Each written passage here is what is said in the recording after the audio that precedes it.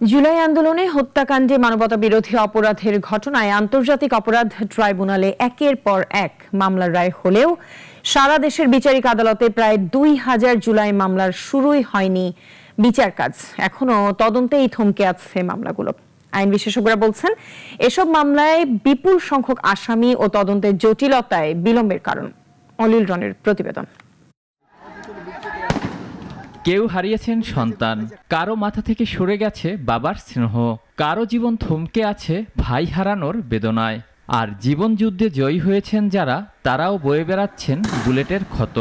সময়ের পরিবর্তনে বদলেছে সরকার, তবে প্রশ্ন আজও সবার, কবে হবে বিচার? জুলাইয়ে সংগঠিত মানবতাবিরোধী অপরাধের বিচার চলছে দুইভাবে। আন্তর্জাতিক অপরাধ ট্রাইব্যুনালের পাশাপাশি দেশের নিম্ন আদালতে হয়েছে একাধিক মামলা। ট্রাইব্যুনালে মিলছে একের পর এক রায়, কিন্তু বিচারিক আদালতের দৃশ্য ভিন্ন। তদন্তের গণ্ডি পেরোতে পারেনি অধিকাংশ মামলা। জুলাই সংঘর্ষের ঘটনায় সারা দেশে মামলা হয়েছে ১,৮৬৬টি।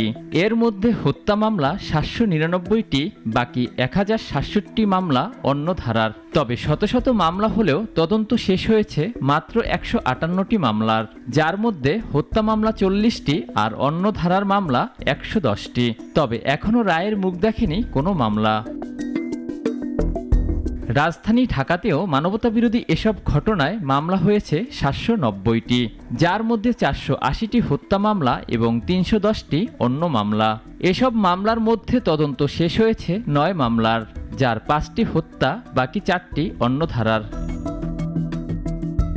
মামলার ধরন ও জটিলতা ভিন্ন হওয়ায় বেশিরভাগ তদন্তই ঝুলে আছে জানান আইন বিশেষজ্ঞরা। তদন্ত শেষ না করে অভিযোগপত্র দাখিল কিংবা বিচার শুরু করা সম্ভব নয় বলেও মত তাদের। বিভিন্ন থানায় যে মামলাগুলো এজাহার হয়েছে ওগুলো ইনভেস্টিগেশনই কমপ্লিট হয় নাই। আর ইনভেস্টিগেশন কমপ্লিট হওয়াটা এটা এতই এতই কষ্টকর হবে একজন ইনভেস্টিগেটিং অফিসারের জন্য। সেটা হলো ৫০০, ৬০০, ৭০০ করে আসামি। তো আসামি যদি এতগুলো হয়, এখানে কি করবে?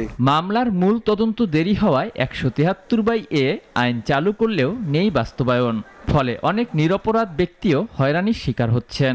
সাহেবের যে গভর্নমেন্ট, ওনারা একটা আইন করলো 173A, সেটা করে বলল যে যদি মূল তদন্ত দেরিও হয়, তাইলে যদি কারো এগেনস্টে প্রেমা ফেসি কিছু পাওয়া না যায়, সেই রিপোর্ট যদি কোর্টে দাখিল হয়, ওই রিপোর্টের উপর ভিত্তি করে ওই আসামি আপনার রিলিজ নিয়ে চলে যেতে পারবে। কিন্তু এটারও অ্যাপ্লিকেশন খুবই কম।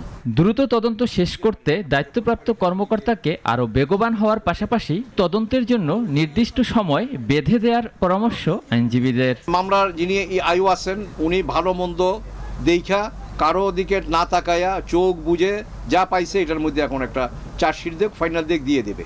আন্তর্জাতিক অপরাধ ট্রাইব্যুনালে এ পর্যন্ত ৬ মামলার রায় হলেও বিচারিক আদালত ঘুরপাক খাচ্ছে তদন্তের বেড়াজালে, যা দীর্ঘ করেছে বিচার প্রার্থীদের হতাশা। অলিউল রনি, নাগরিক, ঢাকা।